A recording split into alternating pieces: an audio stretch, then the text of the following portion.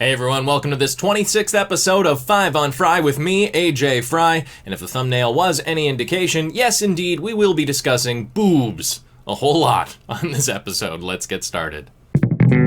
So as you might have heard by now, Susan Sarandon's boobs were at the center of much online debate following the SAG Awards. Now, I'm gonna try and refrain from commenting on her breasts. I don't know her, so I shouldn't really comment on her body. We're not friends, so it wouldn't really be nice for me to do that sort of thing, which is why when people like Piers Morgan decided to chime in online about Susan Sarandon's breasts, it's kind of like, why are you making a comment? And why are you making a negative comment? People who had issue with Susan Sarandon, a 69-year-old woman, wearing an outfit that would be entirely acceptable on a younger woman at an award show. I understand some of the criticism for her outfit was over the fact that she was presenting the in memoriam section of the award show. And death is a very heavy subject because it's something that we're all going to experience eventually, and it's something that, most of us are afraid of. If you're having a good life, you definitely don't want it to end. But another thing that unites us all, aside from our impending doom, is that when we're brought into this world, our very first comfort is a breast. So it's hard for me to wrap my head around why someone would be upset to see a breast, our initial comfort, ahead of a heavy discussion of death. I can't believe that this is the first time I'm talking about boobs on 5 on Fry, and it's because people had a problem with boobs. Another popular actress's breasts were at the center of much online discussion this week, and that is Ariel Winter. She was photographed on the red carpet, and her breast reduction scars were clearly visible. The frustrating irony here is that she specifically had a breast reduction because, in her words, her breasts were pretty much all she was known for, and it upset her. It made me feel really uncomfortable because, as women in the industry, we're totally over-sexualized and treated like objects. Every article that has to do with me on a red carpet always has to do with Ariel Winter's crazy cleavage, or Ariel Winter shows huge boobs at an event. That's all people would recognize me by, not, oh, she does great work on Modern Family. And there you have it. She's had a reduction, and now all anyone can talk about is her breast reduction.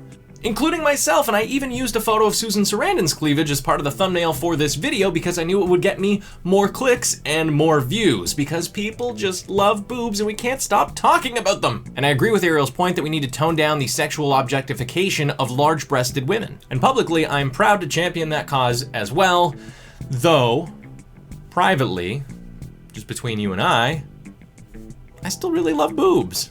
I just love women more. If you haven't seen this yet, you really should, and you should thank Mark Asquith because he's the one who brought it to my attention, but I feel like lots of people online have already seen this. This is the new music video for the song Wide Open by the Chemical Brothers featuring Beck. It's a contemporary sci-fi music video featuring awesome dance work by Sonoya Mizuno, who you might recognize from the amazing science fiction film Ex Machina. She played Kayoko, and I don't want to spoil too much of the film, but she was awesome in her role, which actually didn't require her to do too much, but she didn't do too much very well, if that makes any sense. Just watch the cool music video. That's it for this topic.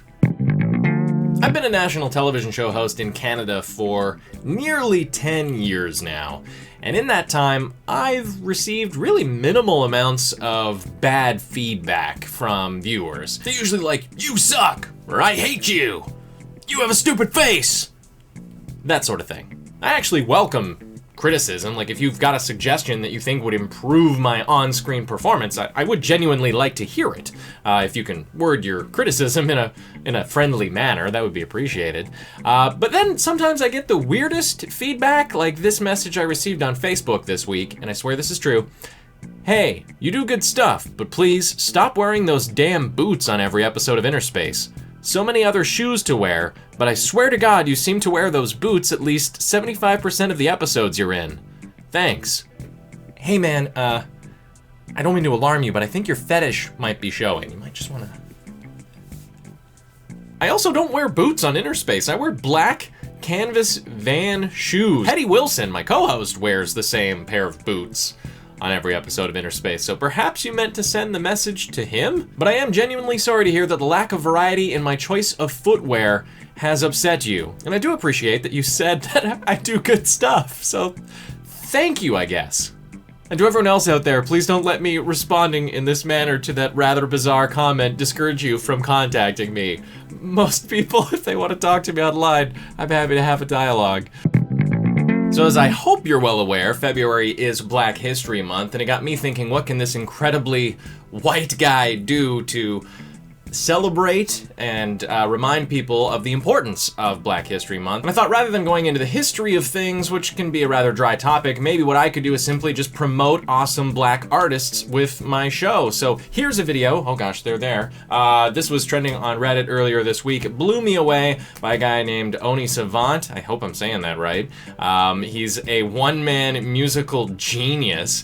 Just listen to the clip and I'm sure you will agree with me. And on the next episode of 5 on Fry, I'll feature another contemporary black artist who I'm a fan of. That's all for this week. Thanks for watching. See you in the future.